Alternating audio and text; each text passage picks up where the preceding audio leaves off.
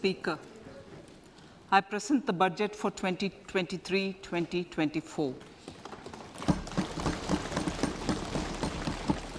This is the first budget in Amrit Kal.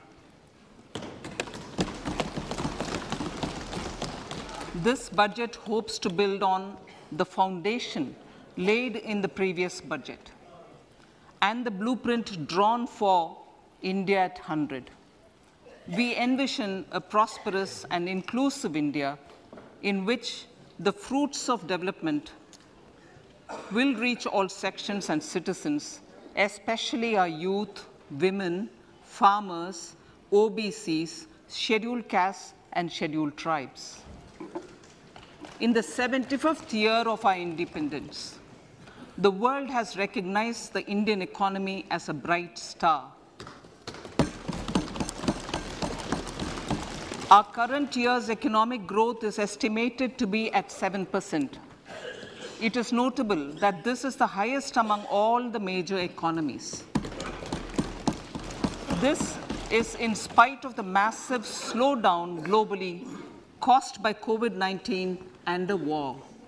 The Indian economy is therefore on the right track and despite a time of challenges, heading towards a bright future. Today, as Indians stand with their head held high and the world appreciates India's achievements and successes, we are sure that elders who had fought for India's independence will, with joy, bless us in our endeavors going forward as well. Our focus on wide-ranging reforms and sound policies implemented through Sabka Prayas, resulting in Jan Bhagidari and targeted support to those in need, helped us perform well in trying times. India's rising global profile is because of the several accomplishments. Unique world-class digital public infrastructure, example, Aadhaar, CoWIN, and UPI. COVID vaccination drive in unparalleled scale and speed, proactive role in frontier areas such as achieving the climate-related goals, Mission Life, and National Hydrogen Mission. During the COVID-19 pandemic, we ensured that no one goes to bed hungry with a scheme to supply free food grains to over 80 crore persons for 28 months. Continuing our commitment to ensure food and nutritional security, we are implementing from 1st January 2023 a scheme to supply free food grain to all Antyodaya and priority households for the next 1 year. Under PM Garib Kalyan Anna Yojana, the entire expenditure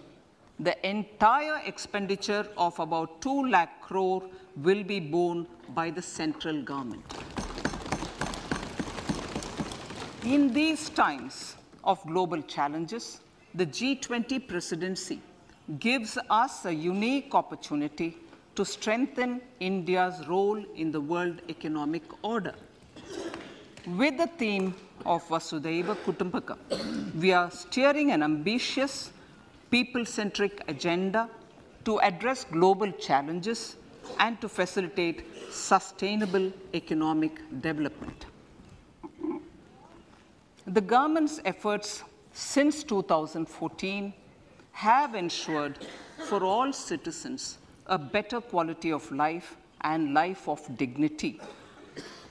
The per capita income has more than doubled to 1.97 lakh rupees. In these 9 years, the Indian economy has increased in size from being 10th to 5th largest in the world. We have significantly improved our position as well as a well-governed and innovative country with a conducive environment for business as reflected in several global indices. We have made a significant progress in many sustainable development goals. The economy has become a lot more formalized, as reflected in the EPFO membership, more than doubling to 27 crore, and rupees 7,400 crore digital payments of 126 lakh crore rupees through UPI in 2022. The efficient implementation of many schemes with universalization of targeted benefits has resulted in inclusive development. Some of the schemes are 11.7 crore household toilets under Swachh Bharat mission, which is achieved, 9.6 crore LPG connections under Ujjwala, 220 crore COVID vaccination of 102 crore persons, 47.8 crore PM Jan Dhan bank accounts, insurance cover for 44.6 crore persons under PM Suraksha Bima and PM Jeevan Jyoti Yojana, and cash transfer of 2.2 lakh crores of rupees to 11.4 crore to over 11.4 crore farmers under PM Kisan Samman Nidhi. Our vision for the Amrit Kal includes technology-driven and knowledge-based economy with strong public finances and a robust financial sector. To achieve this, Jan Bhagidari through Sabka Saath, Sabka Prayas is essential.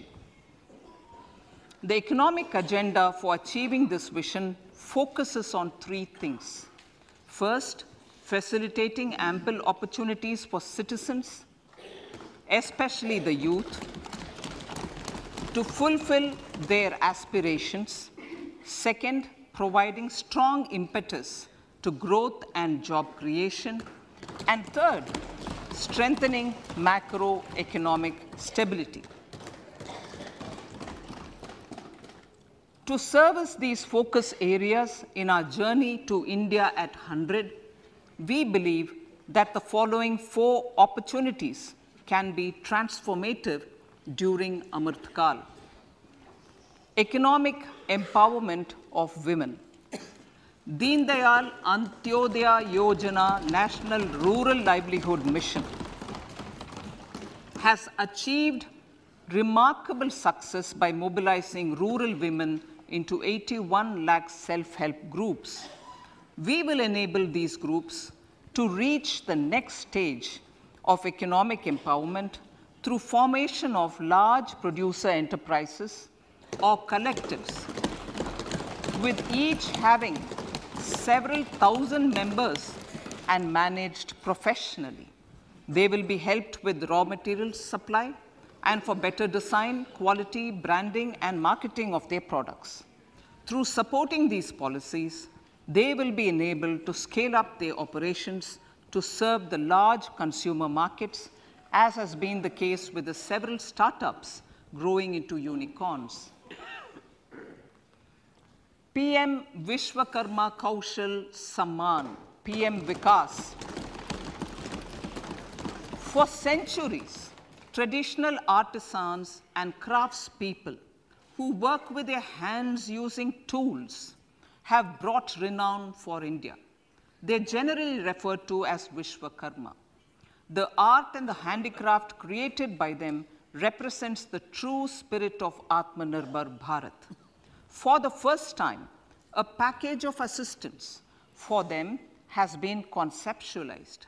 The new scheme will enable them to improve the quality, scale, and reach of their products, integrating them with the MSME value chain.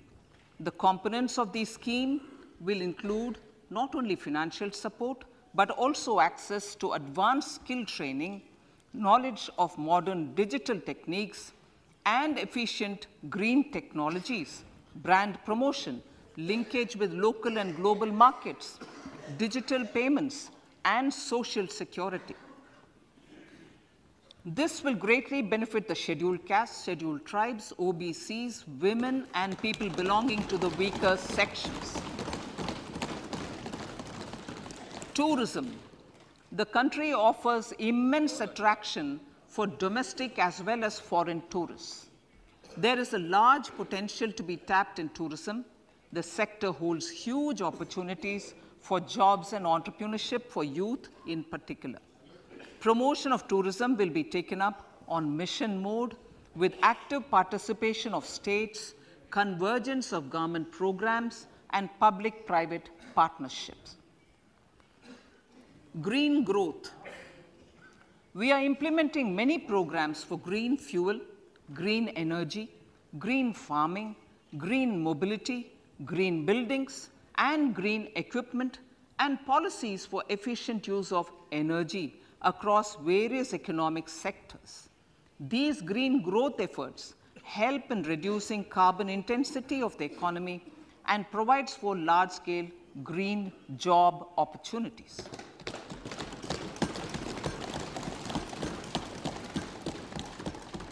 Priorities of this budget. The budget adopts the following 7 priorities. They complement each other and act as the Saptarishi guiding us through the Amritkal. Inclusive development, reaching the last mile, infrastructure and investment, unleashing the potential, green growth, youth power, and financial sector. I now speak on the priority number 1, inclusive development.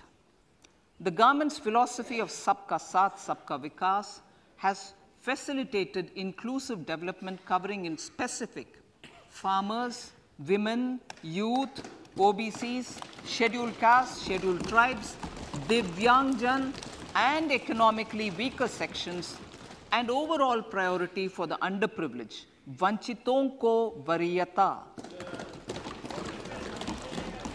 There has also been a sustained focus on Jammu Kashmir, Ladakh, and the Northeast. This budget builds on those efforts. Digital public infrastructure for agriculture. Digital public infrastructure for agriculture will be built as an open source, open standard, and interoperable public good. This will enable inclusive farmer-centric solutions through relevant information services for crop planning and health, improved access to farm inputs, credit and insurance, help for crop estimation, market intelligence, and support for growth of agri-tech industry and startups.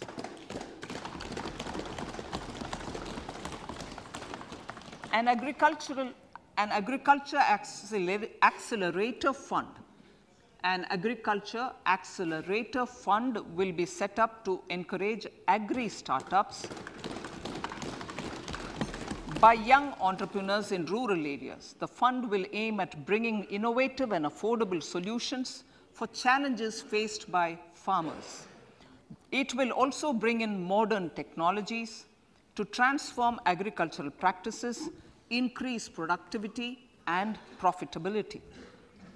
To enhance the productivity of extra long staple cotton, we will adopt a cluster-based and value chain approach through public-private partnerships. This will mean collaboration between farmers, state, and industry for input supplies, extension services, and market linkages. We will launch an Atmanirbhar Clean Plant program to boost availability of disease-free, quality planting material for high-value horticultural crops at an outlay of 2,200 crores. Global hub for millets, which are Sri Anna. India is the forefront. India is at the forefront of popularizing millets, whose consumption furthers nutrition, food security, and welfare of farmers, said the Honorable Prime Minister. We are the largest producer and second largest exporter of Sri Anna in the world. We grow several types of Sri Anna, such as Sri Anna Jowar, Sri Anna Ragi, Sri Anna Bajra, Sri Anna Kutu, Ramdana, Kangni, Kutni, Kutki, Kodo, China, and Sama. These have a number of health benefits and have been an integral part of our food for centuries. I acknowledge with pride the huge service done by small farmers in contributing to the health of fellow citizens by growing these Sri Anna. Now, to make India a global hub for Sri Anna, the Indian Institute of Millet Research, ideally Indian Institute of the Sri Anna Research, Hyderabad, will be supported as the center of excellence for sharing best practices, research, and technologies at the international level. The agricultural credit target will be increased to 20 lakh crores with focus on animal husbandry, dairy, and fisheries. We will launch a new sub-scheme of PM Matsya Sampada Yojana, which is an existing scheme, but we'll launch a new sub-scheme with targeted investment of 6,000 crores to further enable activities of fishermen, fish vendors, and micro and small entrepreneurs, improve value chain efficiencies, and expand the market. For farmers, especially small and marginal farmers and other marginalized sections, the government is promoting cooperative-based economic development model. A new Ministry of Cooperation was formed with a mandate to realize the vision of Sahakar Se Samriddhi. To realize this vision, the government has already initiated computerization of 63,000 primary agricultural credit societies with an investment of 2,560 crores, 2,516 crores.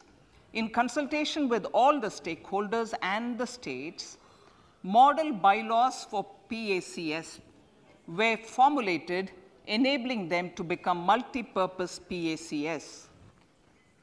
A national cooperative database is being prepared for countrywide mapping of cooperative societies. With this backdrop, we will implement a plan to set up massive decentralized storage capacity.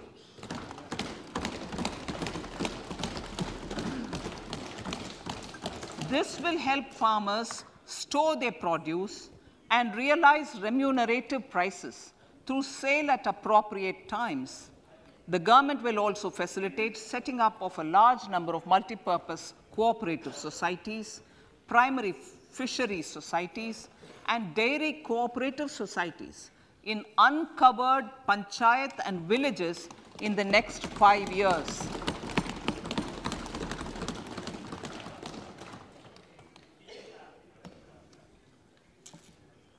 Health, education, and skilling. 157 new nursing colleges will be established in co-location with the existing 157 medical colleges established since 2014. A mission to eliminate sickle cell anemia by 2047 will be launched. It will entail awareness creation, universal screening of 7 crore people in the age group of 0 to 40 years in affected tribal areas, and counseling through collaborative efforts of central ministries and state governments. Facilities in select ICMR labs, Indian Council for Medical Research Labs, will be made available for research by public and private medical college faculty and private sector R&D teams for encouraging collaborative research and innovation. A new program to promote research and innovation in pharmaceuticals will be taken up through centers of excellence. We shall also encourage industry to invest in research and development in specific priority areas. Dedicated multidisciplinary courses for medical devices will be supported in existing institutions to ensure availability of skilled manpower for futuristic medical technologies, high-end manufacturing, and research. Teachers' training. Teachers' training will be re-envisioned through innovative pedagogy, curriculum transaction, continuous professional development, dipstick surveys, and ICT implementation.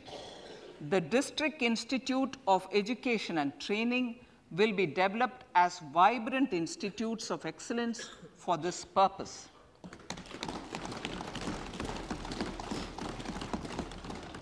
National Digital Library for Children and Adolescents. A National Digital Library for Children and Adolescents will be set up for facilitating availability of quality books across geographies, languages, genres, and levels, and device-agnostic accessibility. States will be encouraged to set up physical libraries for them at panchayat and ward levels and provide infrastructure for accessing the national digital library resources. Additionally, to build a culture of reading and to make up for pandemic time learning loss, the National Book Trust, the Children's Book Trust, and other sources will be encouraged to provide and replenish non-curricular titles in regional languages and in English to these physical libraries. Collaboration with NGOs that work in literacy will also be a part of this initiative. To inculcate financial literacy, financial sector regulators and organizations will be encouraged to provide age-appropriate reading material to these libraries. I move to priority 2, reaching the last mile. Prime Minister Vajpayee's government had formed the Ministry of Tribal Affairs and the Department of Development of Northeast Region to provide a sharper focus to the objective of reaching the last mile. Our government has formed the Ministries of Ayush, Fisheries, Animal Husbandry and Dairying, Skill Development, Jal Shakti, and Cooperation. Building on the success of the Aspirational Districts program, the government has recently launched the Aspirational Blocks program, covering 500 blocks for saturation of essential government services across multiple domains such as health, nutrition, education, agriculture, water resources, financial inclusion, skill development, and basic infrastructure. Manya Speaker, sir, Pradhan Mantri PBTG, which is Primitive Vulnerable Tribal Groups Development Mission, is being launched. To improve socio-economic conditions of the particularly vulnerable tribal groups, the PBTGs as we refer them to, Pradhan Mantri PBTG Development Mission will be launched. This will saturate PBTG families and habitations with basic facilities such as safe housing, clean drinking water and sanitation, improved access to education, health, nutrition, road and telecom connectivity, and sustainable livelihood opportunities. An amount of 15,000 crores will be made available to implement the mission in the next 3 years under the Development Action Plan for the Scheduled Tribes. Ekalavya Model Residential Schools. In the next 3 years, Center will recruit 38,800 teachers and support staff for the 740 Ekalavya Model Residential Schools, which is serving 3.5 lakh tribal students.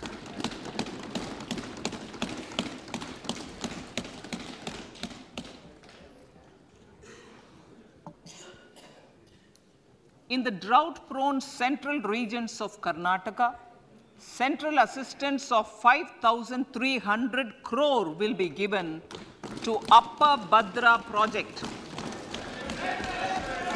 to provide sustainable micro-irrigation and filling up of surface tanks for drinking water. PM Awas Yojana. The outlay for PM Awas Yojana is being enhanced by 66% to over 79,000 crores. Bharat Shared Repository of Inscriptions will be set up in a digital epigraphy museum with digitization of 1 lakh ancient inscriptions in the first stage. Support for poor prisoners. For poor persons who are in prisons and unable to afford the penalty or the bail amount, required financial support will be provided.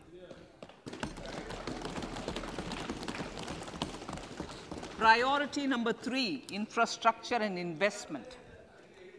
Investments in infrastructure and productive capacity have a large multiplier impact on growth and employment. After the subdued period of the pandemic, private investments are growing again.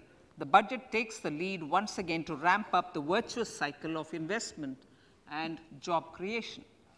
Honorable Speaker, sir, the capital investment outlay is being increased steeply for the 3rd year in a row by 33% to 10 lakh crores, which would be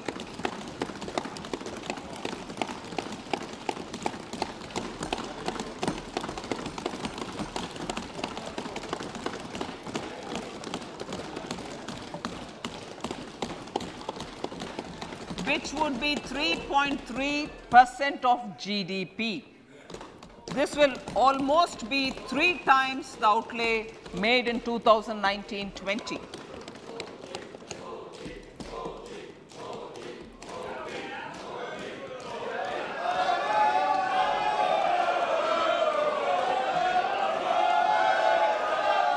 This substantial increase in recent years is central to the government's efforts to enhance growth potential and job creation, crowd in private investments, and provide a cushion against global headwinds.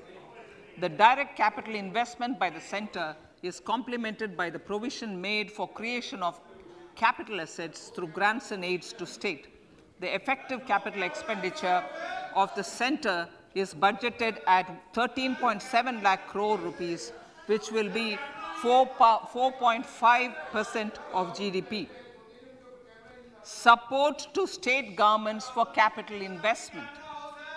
I have decided to continue the 50-year interest-free loan to state governments for 1 more year to spur investment in infrastructure and to incentivize them for complementary policies actions with a significantly enhanced outlay of 1.3 lakh crores.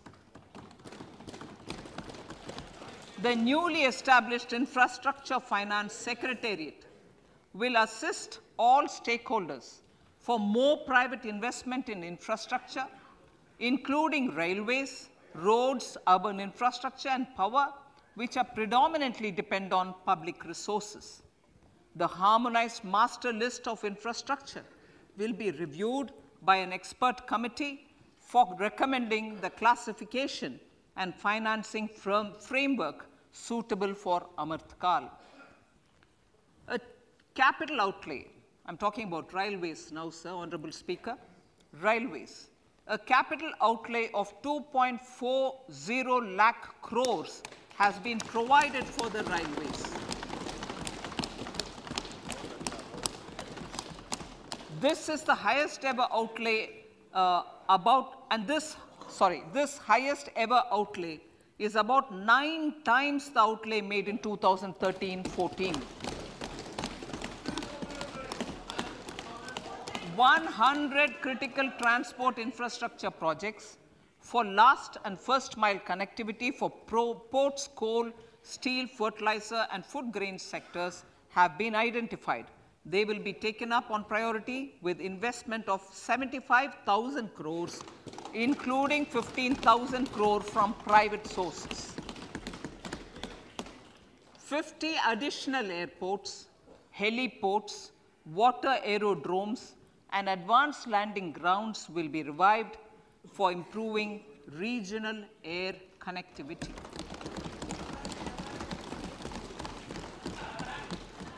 Sustainable cities for tomorrow.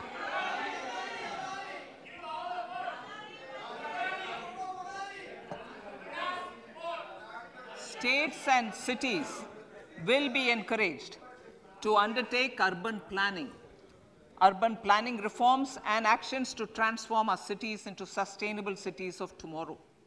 This means efficient use of land resources, adequate resources for urban infrastructure, transit-oriented development, enhanced availability and affordability of urban land, and opportunities for all. Through property tax governance reforms and ring-fencing user charges on urban infrastructure, cities will be incentivized to improve their creditworthiness for municipal bonds. Like the RIDF, an urban infrastructure development fund will be established through use of priority sector lending shortfall. This will be managed by the National Housing Bank and will be used by public agencies to create urban infrastructure in Tier 2 and Tier 3 cities. States will be encouraged to leverage resources from the grants of the 15th Finance Commission as well as existing schemes to adopt appropriate user charges while accessing the UIDF. We expect to make available 10,000 crore rupees per annum for this purpose. All cities and towns will be enabled for 100% mechanical desludging of septic tanks and sewers to transition from manhole to machine hole mode.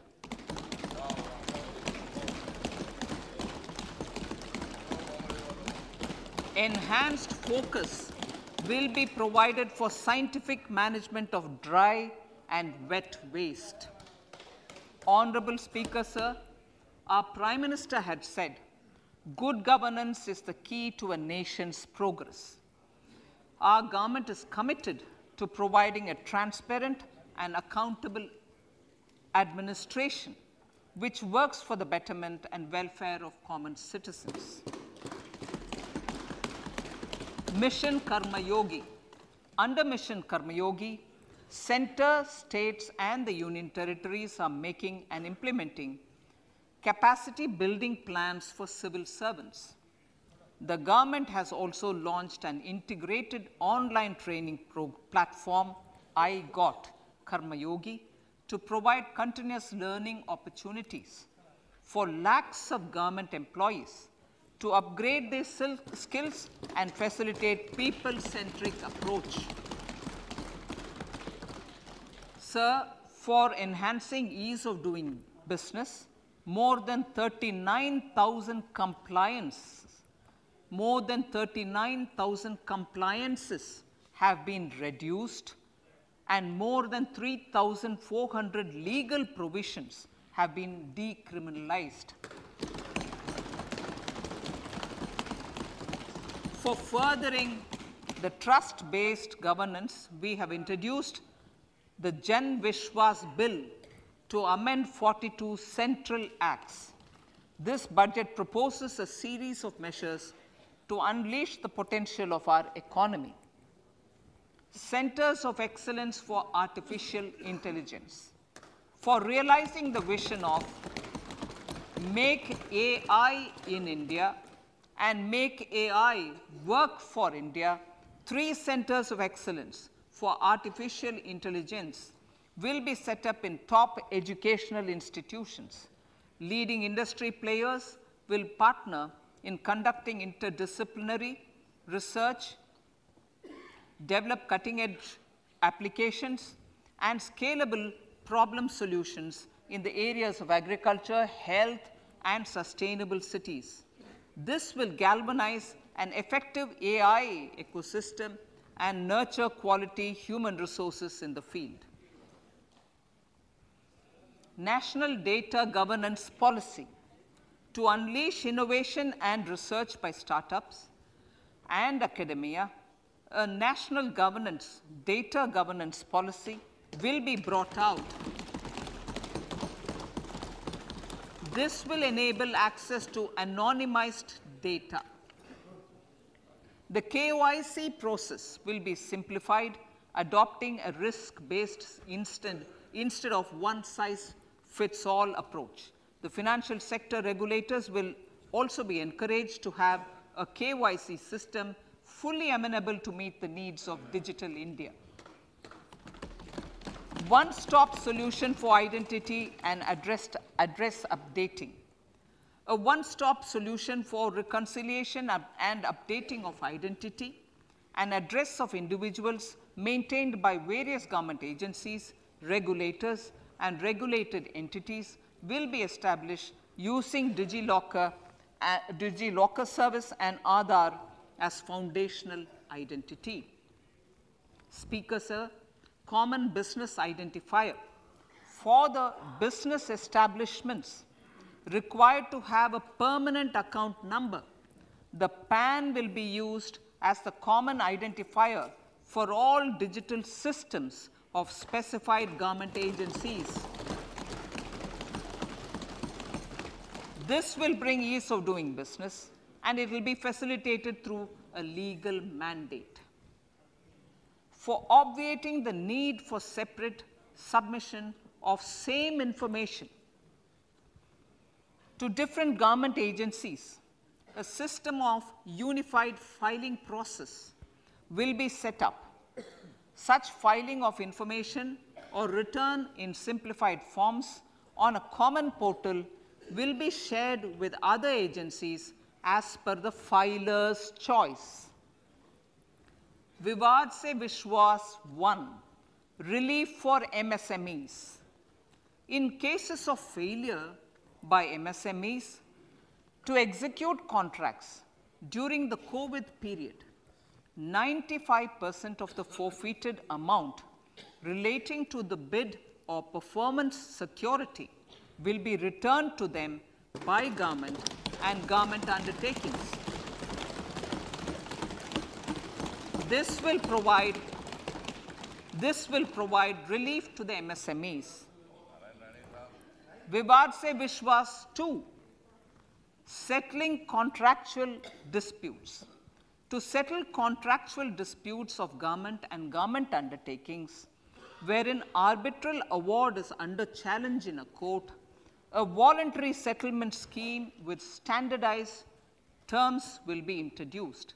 This will be done by offering graded settlement terms depending on pendency level of the dispute. The state support mission of Niti Aayog will be continued for 3 years for our collective efforts towards national priorities. Result-based financing. To better allocate scarce resources for competing development needs, the financing of select schemes will be changed on a pilot basis from input-based to result-based. E-courts.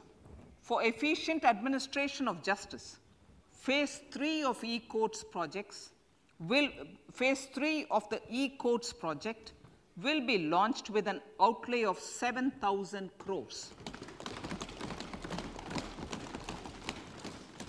Fintech services in India have been facilitated by our digital public infrastructure, including Aadhaar, PM Jan Dhan Yojana, Video, KYC, India Stack, and UPI. To enable more fintech innovative services, the scope of documents available in DigiLocker for individuals will be expanded.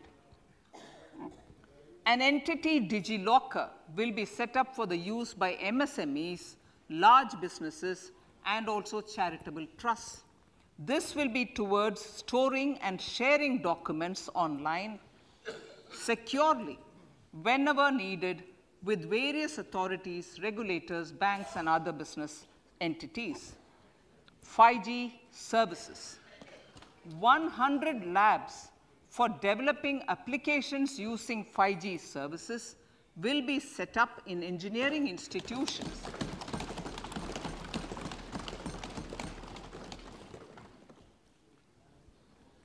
To realize a new range of opportunities, business models, and employment potential, the labs will cover, among others, applications such as smart classrooms, precision farming, intelligent transport systems, and healthcare applications.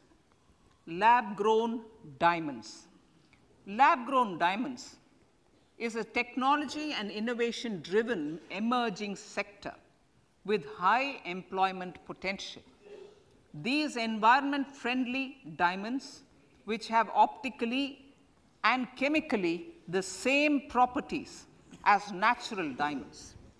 To encourage indigenous production of LGD, lab-grown diamond seeds and machines, and to reduce import dependency, a research and development grant will be provided to one of the IITs for 5 years.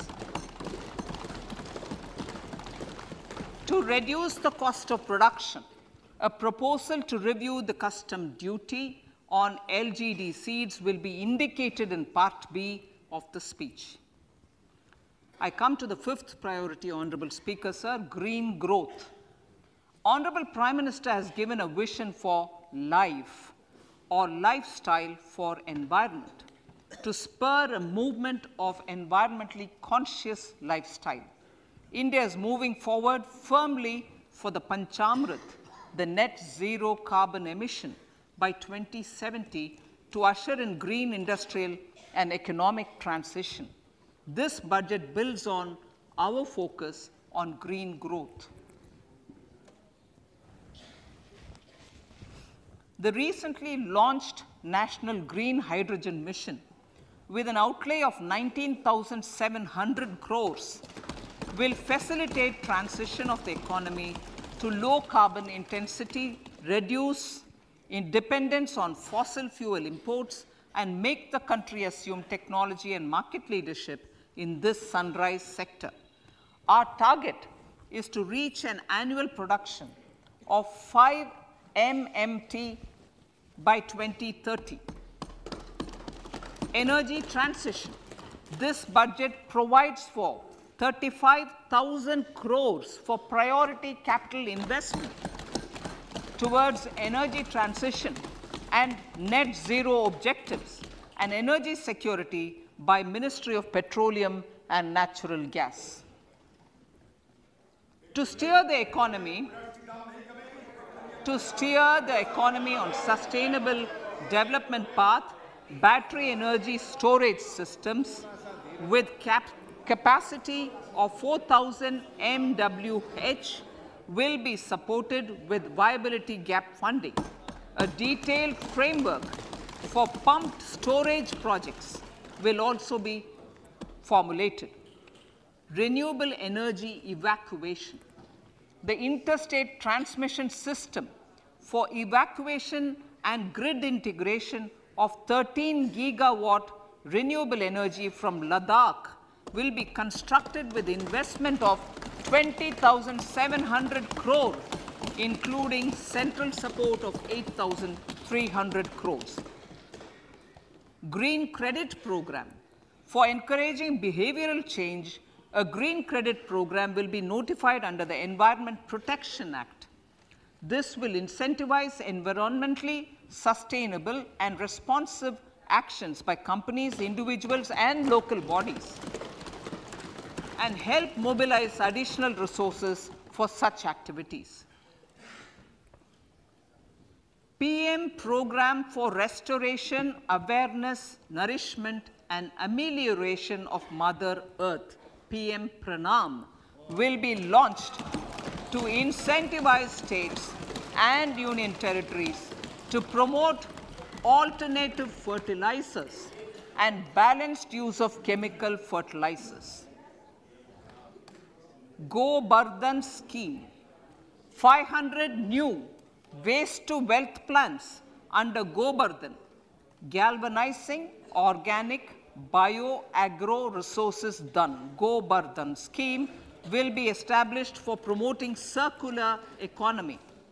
These will include 200 compressed biogas plants, including 75 plants in urban areas, and 300 community or cluster-based plants at a total investment of 10,000 crores. I will refer to this in Part B also. In due course, a 5% CBG mandate will be introduced for all organizations marketing natural and biogas. For collection of biomass and distribution of biomanure, appropriate fiscal support will also be provided.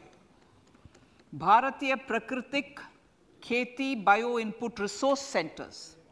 Over the next 3 years, we will facilitate 1 crore farmers to adopt natural farming. For this, Honorable Speaker, 10,000 bio input resource centers will be set up, creating a national level distributed micro fertilizer and pesticide manufacturing network. Mishti.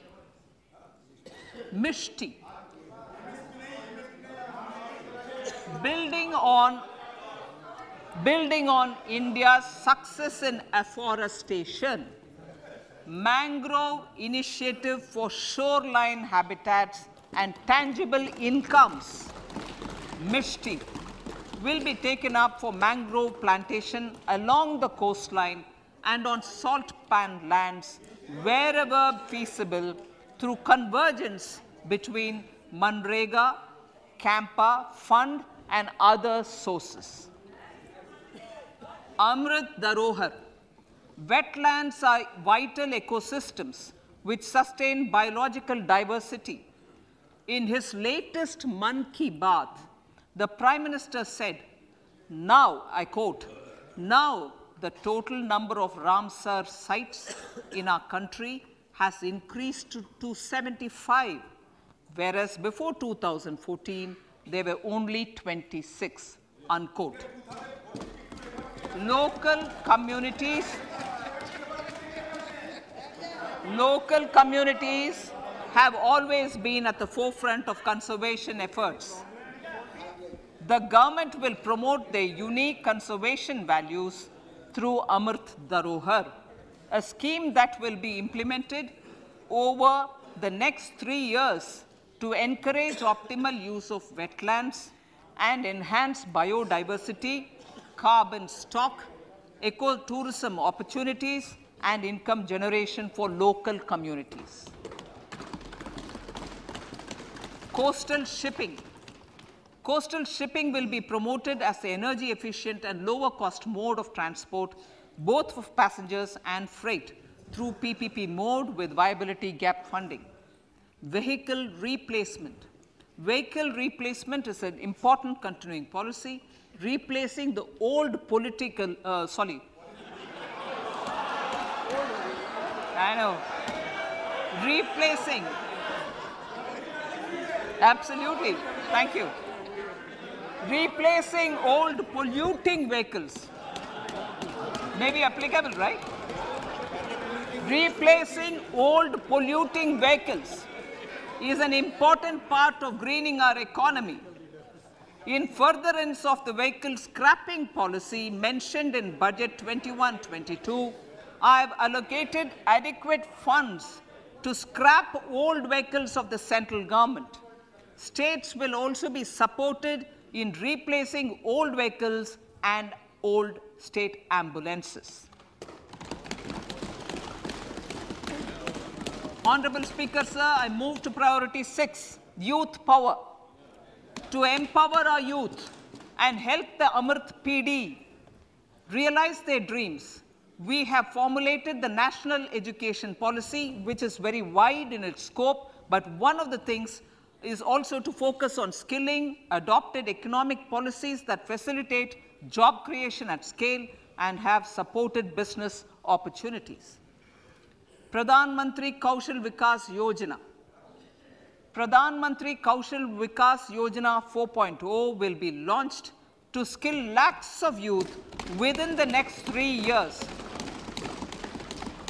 On-job training, industry partnership, and alignment of courses with needs of industry will be emphasized. The scheme will also cover new age courses for Industry 4.0 like coding, AI, robotics, mechatronics, IoT, 3D printing, drones, and other soft skills. To skill youth for international opportunities, 30 Skill India International Centers will be set up across different states.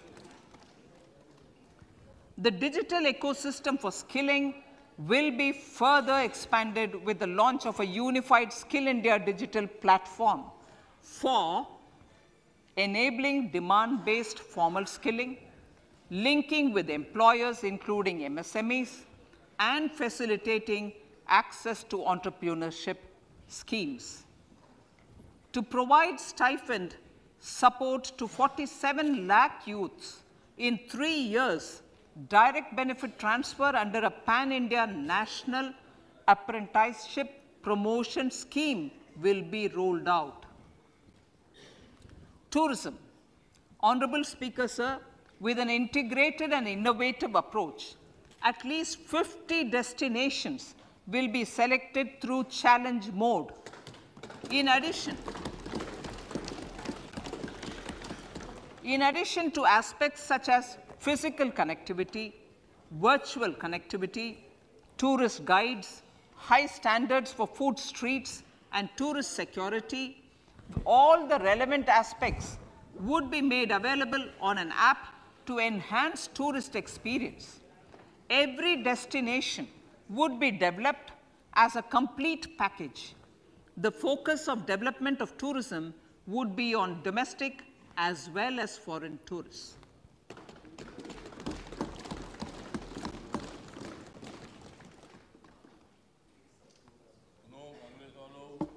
Sector-specific skilling and entrepreneurship development will be dovetailed to achieve the objectives of Dekho Apna Desh initiative. This was launched as an appeal by the Honorable Prime Minister to the middle class to prefer domestic tourism over international tourism.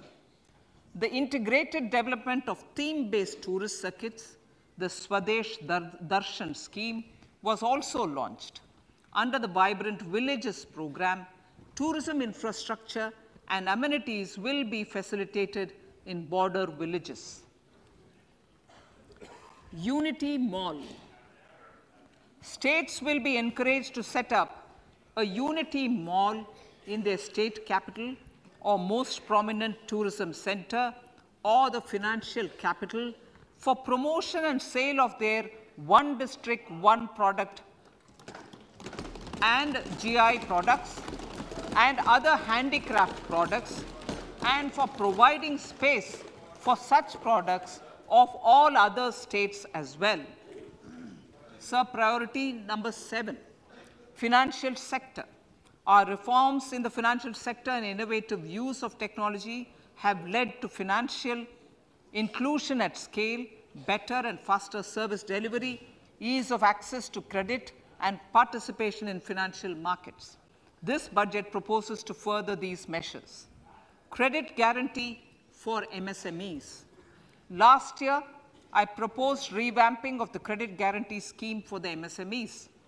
I am happy to announce that the revamped scheme will take effect from 1st April 2023 through infusion of 9,000 crores in the corpus.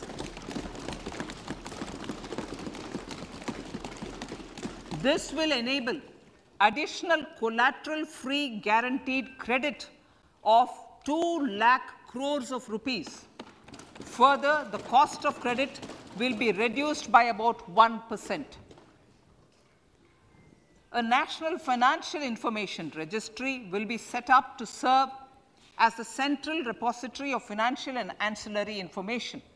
This will facilitate efficient flow of credit, promote financial inclusion, and foster financial stability. A new legislative framework will govern this credit public infrastructure and will be designed in consultation with the RBI. To meet the needs of Amritkal and to facilitate optimum regulation in the financial sector, public consultation, as necessary and feasible, will be brought to the process of regulation making and issuing subsidiary directions. To simplify, to ease, and to reduce cost of compliance, financial sector regulators will be requested to carry out a comprehensive review of existing regulations. For this, they will consider suggestions from public and regulated entities. Time limits to decide the application under various regulations will also be laid down. Honorable Speaker, sir, to enhance business activities in GIFT IFSC, the following measures will be taken. Delegating powers under the SEZ Act to the IFSCA to avoid dual regulation. Setting up a single window IT system for registration and approval of IFSCA, SEZ authorities, GSTN, RBI, SEBI, and IRDAI. Permitting acquisition financing by IFSC banking units of foreign banks. Establishing a subsidiary of Exim Bank for trade refinancing. Amending IFSCA Act for statutory provisions for arbitration, ancillary services, and avoiding dual regulation under the SEZ Act, and recognizing offshore derivative instruments as valid contracts. Honorable Speaker, sir, data embassy. For countries looking for digital continuity solutions, we will facilitate setting up of their data embassies in GIFT IFSC.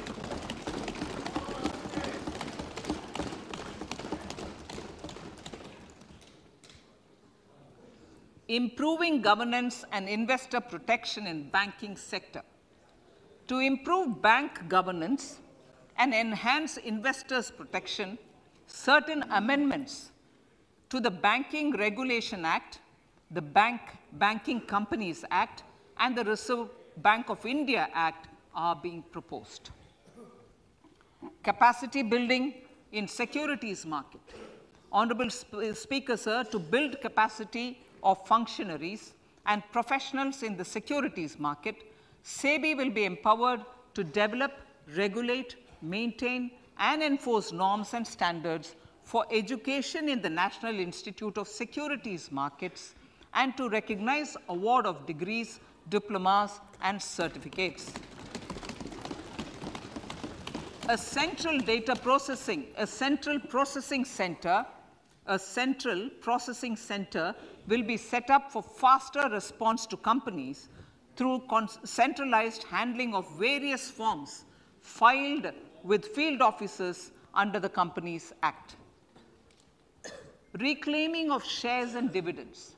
For investors to reclaim unclaimed shares and unpaid dividends from the Investor Education and Protection Fund Authority with ease, from the Investor Education and Protection Fund Authority with ease, an integrated IT portal will be established. Digital payments continue to find wide acceptance. In 2022, they show an increase of 76% in transaction and 91% in value. Fiscal support for this digital public infrastructure will continue in 2023-2024.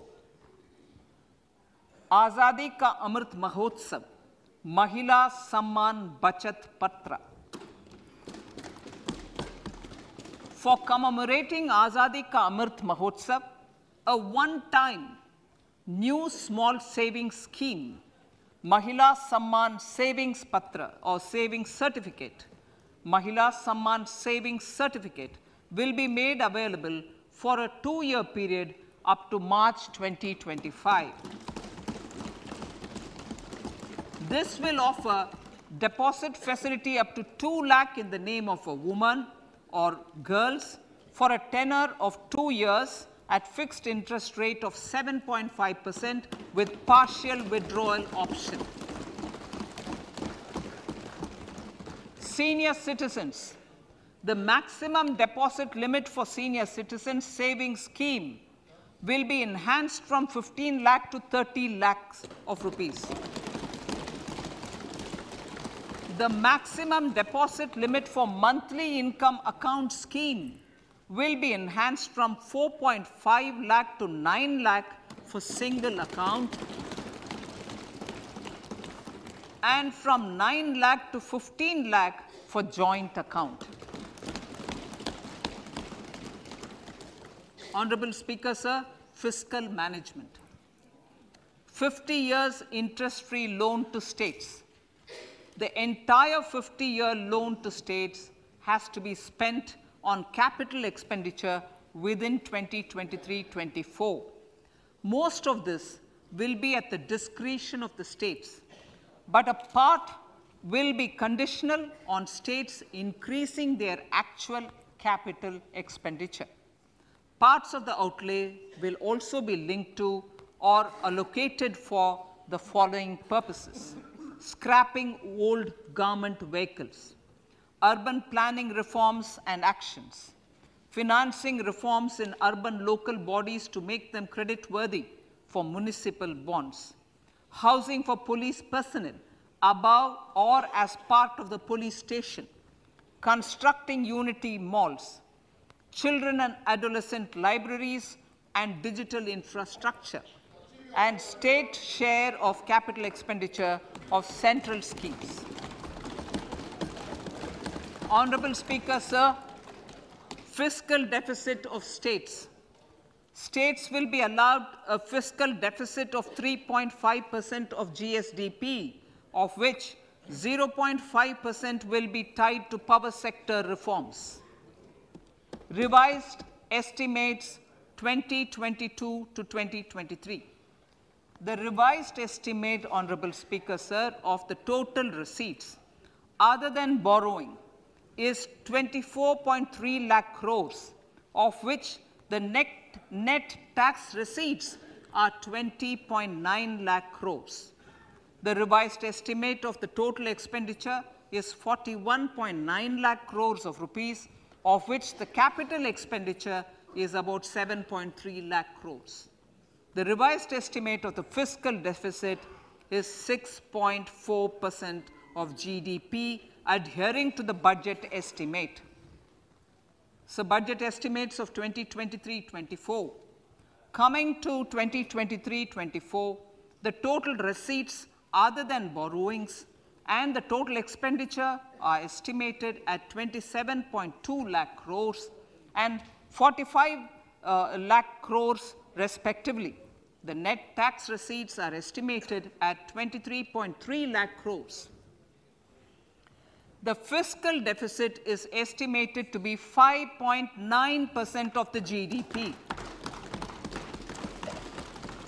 In my budget speech for 21-22, I had announced that we plan to continue the path of fiscal consolidation, reaching a fiscal deficit of below 4.5% by 2025-26, with a fairly steady decline over the period. We have adhered to this path, and I reiterate my intention to bring the fiscal deficit below 4.5% of GDP by 2025-26. To finance the fiscal deficit in 2023-24, the net market borrowings from dated securities are estimated at 11.8 lakh crores. The balance financing is expected to come from small savings and other sources. The gross market borrowings are estimated at 15.43 lakh crores of rupees. Honorable Speaker, sir, I now move to Part B.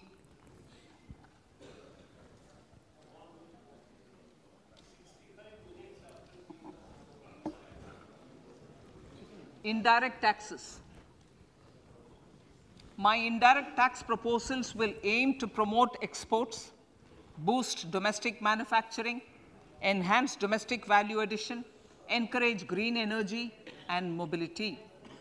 A simplified tax structure with fewer tax rates helps in reducing compliance burden and improving tax administration. I propose to reduce the number of basic customs duty rates on goods other than textiles and agriculture from 21 to 13. As a result, there are minor changes in the basic custom duties, cesses and surcharges on some items including toys, bicycle, automobiles and naphtha. Green mobility.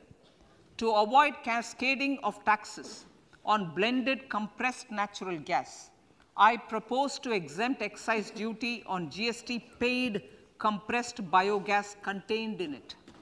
To further provide impetus to green mobility, customs duty exemptions is being extended to import of capital goods and machinery required for manufacture of lithium-ion cells for batteries used in electrical vehicles as well. Electronics. As a result of various initiatives of the government, including phased manufacturing program, mobile phone production in India has increased from 5.8 crore units valued at about 18,900 crore in 2014-15 to 31 crore units valued at 2,75,000 crore in the last financial year. To further deepen domestic value addition in manufacturing of mobile phones, I propose to provide relief to customs duty. I propose to provide relief in customs duty on import of certain parts and inputs like camera lens and continue the concessional duty on lithium-ion cells for batteries for another year. Similarly, to promote value addition in manufacture of televisions, I propose to reduce the basic customs duty on parts of open cells of TV panels to 2.5%. Electrical. To rectify inversion of duty structure and encourage manufacturing of electric kitchen chimneys, the basic custom duty on electric kitchen chimney is being increased from 7.5% to 15%, and that on heat coils for these is proposed to be reduced from 20% to 15%. Chemicals and petrochemicals. Denatured ethyl alcohol is used in chemical industry. I propose to exempt basic customs duty on it. This will also support the ethanol blending program and facilitate an endeavor for energy transition. Basic customs duty is also being reduced on acid-grade fluorospar from 5% to 2.5% to make the domestic fluorochemicals industry competitive. Further, the basic customs duty on crude glycerine for use in manufacture of epichlorohydrin is proposed to be reduced from 7.5% to 2.5%.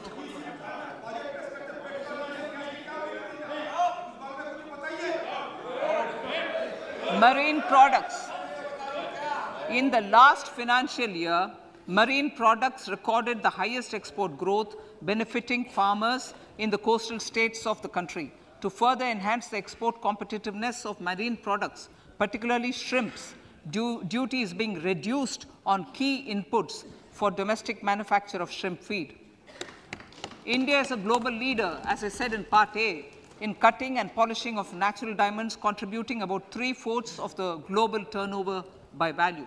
With the depletion of deposits of natural diamonds, the industry is moving towards lab-grown diamonds, and it holds huge promise. To seize this opportunity, I propose to reduce the basic customs duty on seeds used in their manufacture. Customs duties on door or doré and bars of gold and platinum were increased earlier this fiscal. I propose to increase the duties on articles made therefrom to enhance the duty differential. I also propose to increase the import duty on silver doors, bars, and articles to align them with that on gold and platinum. To facilitate availability of raw materials for the steel sector, exemptions from basic custom duty on raw materials for manufacture of CRGO steel, ferrous scrap, and nickel cathode is being continued. Similarly, the concessional BCD of 2.5% on copper scrap is also being continued to ensure the availability of raw materials for secondary copper producers who are mainly in the MSME sectors. Compounded rubber. The basic custom duty rate on compounded rubber is being increased from 10% to 25% or 30 kg, whichever is lower, at par with that of natural rubber other than latex, to curb circumvention of duty. Cigarettes. National calamity contingent duty on specified cigarettes was last revised 3 years ago. This is proposed to be revised upwards by about 16%. Direct taxes. I now come to my direct tax proposals. Honorable Speaker, these proposals aim to maintain continuity and stability of taxation, further simplify and rationalize various provisions to reduce the compliance burden, promote the entrepreneurial spirit, and provide tax relief to citizens. It has been constant endeavor of the Income Tax Department to improve taxpayers' services by making compliance easy and smooth. Our taxpayers portal received a maximum of 72 lakh returns in a day, processed more than 6.5 crore returns this year. Average processing period reduced from 93 days in financial year 13-14 to 16 days only now. And 45% of the returns were processed within 24 hours. We intend to further improve this, roll out the next generation common IT return form for taxpayer convenience, and also plan to strengthen the grievance redressal mechanism. MSMEs and professionals. MSMEs are growth engines of our economy. Micro enterprises with turnover up to 2 crore of rupees and certain professionals with turnover of up to 50 lakh rupees can avail the benefit of presumptive taxation. I propose to provide enhanced limits of 3 crore and 75 lakh respectively to the taxpayers whose cash receipts are no more than 5%. Whose cash receipts are no more than 5%. Moreover, to support MSMEs in timely receipt of payments, I propose to allow deduction for expenditure incurred on payments made to them only when payment is actually made. Cooperation. Cooperation is a value to be cherished. In realizing our Prime Minister's goal for Sahkar Se Samriddhi and his resolve to connect the spirit of cooperation with the spirit of Amrit Kal, In addition to the measures proposed in Part A, I have a slew of proposals for the cooperation sector. First, new cooperatives that commence manufacturing activities till 2024, 31st March, shall get the benefit of a lower tax rate of 15%, as is presently available to new manufacturing companies. Secondly, I propose to provide an opportunity to sugar cooperatives to claim payments made to sugarcane farmers for the period prior to the assessment year 2016-17 as expenditure. This is expected to provide them a relief of almost 10,000 crores. Thirdly, I am providing a higher limit of 2 lakh per member for cash deposits to loans in cash by primary agricultural cooperative societies and primary cooperative agriculture and rural development banks. I repeat that. Thirdly, I am providing a higher limit of 2 lakh per member for cash deposits to and loans in cash by primary agricultural cooperative societies and primary cooperative agricultural and rural development banks. Similarly, a higher limit of 3 crore for TDS on cash withdrawal is being provided to cooperative societies. Startups.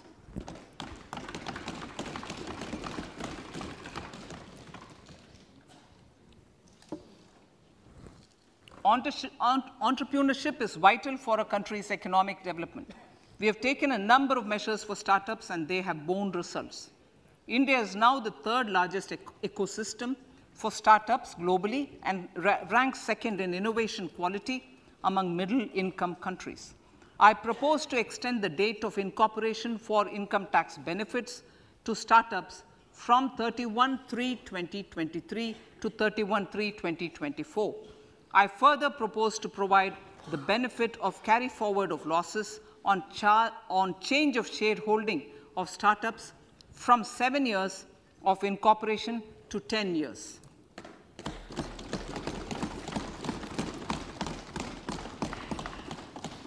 To reduce the pendency of appeals at commissioner level, I propose to deploy about 100 joint commissioners for disposal of small appeals. We shall also be more selective in taking up cases for scrutiny of returns already received this year. Better targeting of tax concessions. For better targeting of tax concessions and exemptions, I propose to cap deduction from capital gains on investment in residential house under Section 54 and Section 54F to 10 crores.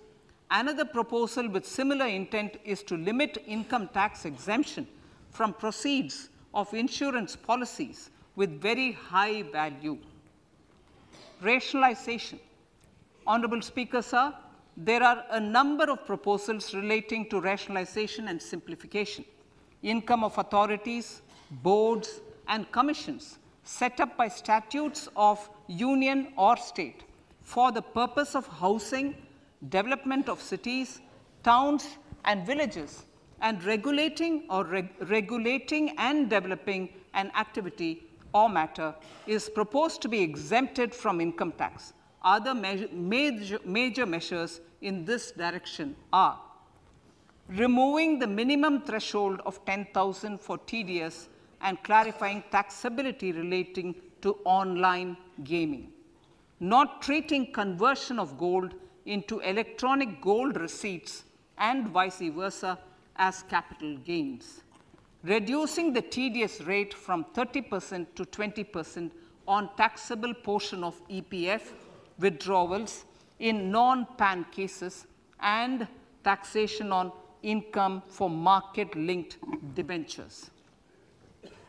Other major proposals in the finance bill relate to the following: extension of period of tax benefits to funds relocating to IFSC, GIFT City till 31/3/2025, decriminalization under Section 276A of the Income Tax Act, allowing carry forward of losses on strategic disinvestment, including that of IDBI Bank, and providing EEE status to Agnivir Fund. Personal income tax.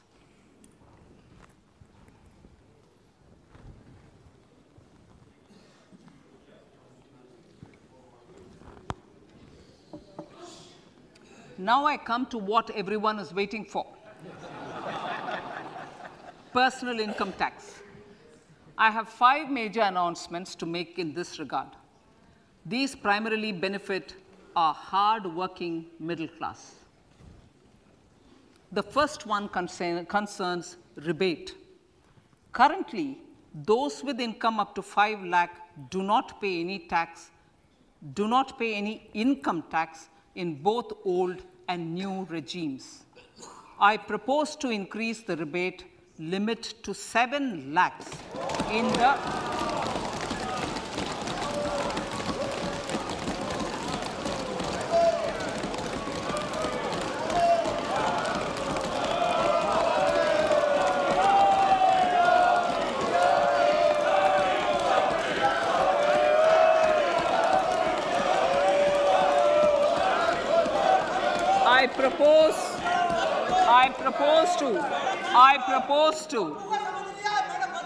I propose to increase the rebate limit to 7 lakh in the new tax regime. Thus, persons in the new tax regime with income up to 7 lakhs will not have to pay any tax at all.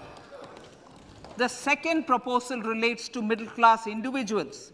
I had introduced in the year 2020 the new personal income tax regime with 6 income slabs starting from 2.5 lakh. I propose to change the tax structure in this regime by reducing the number of slabs to 5 and increasing the tax exemption limit to 3 lakhs. The new tax rates are 0 to 3 lakh, nil. 3 to 6 lakhs, 5%. 6 to 9 lakhs, 10%.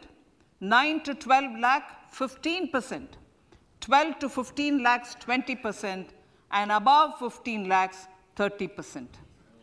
This will provide major relief to all taxpayers in the new regime. An individual with an annual income of 9 lakhs will be required to pay only 45,000 rupees. This is only 5% of his or her income. It is a reduction of 25% on what he or she is required to pay now. That is 60,000. So in the place of 60,000, it is now only 45,000. Similarly, an individual with an income of 15 lakh rupees would be required to pay only 1.5 lakh or 10% of his income or her income, a reduction of 20% from the existing liability of 1,87,500 rupees. My third proposal is for the salaried class and the pensioners, including family pensioners, for whom I propose to extend the benefit of standard deduction to the new tax regime. Each salaried person with an income of 15.5 lakh rupees or more will thus stand to benefit by 52,500 rupees. My fourth announcement in personal income tax is regarding the highest tax rate, which in our country is 42.74%. This is among the highest in the world. I propose to reduce the highest surcharge. Rate from 37% to 25% in the new tax regime.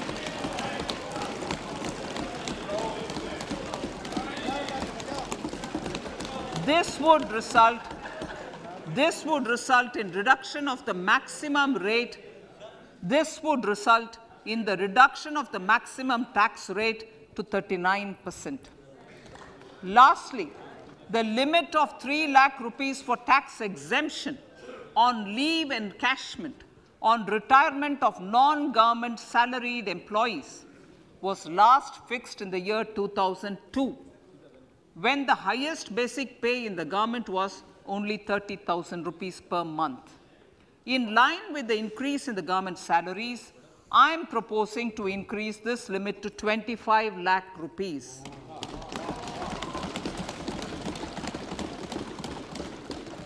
We are also making the new income tax regime as the default tax regime. However, citizens will continue to have the option to avail the benefit of the old tax regime. Apart from these, I am also making some other changes as given in the annexure. As a result of these proposals, revenue of about 38,000 crore to 37,000 crore in direct taxes and rupees 1,000 crore in indirect taxes will be foregone, while revenue of about 3,000 crore will be additionally mobilized. Thus, the total revenue foregone is about 35,000 crores annually. Honorable Speaker, sir, with these words, I commend the budget to this august House.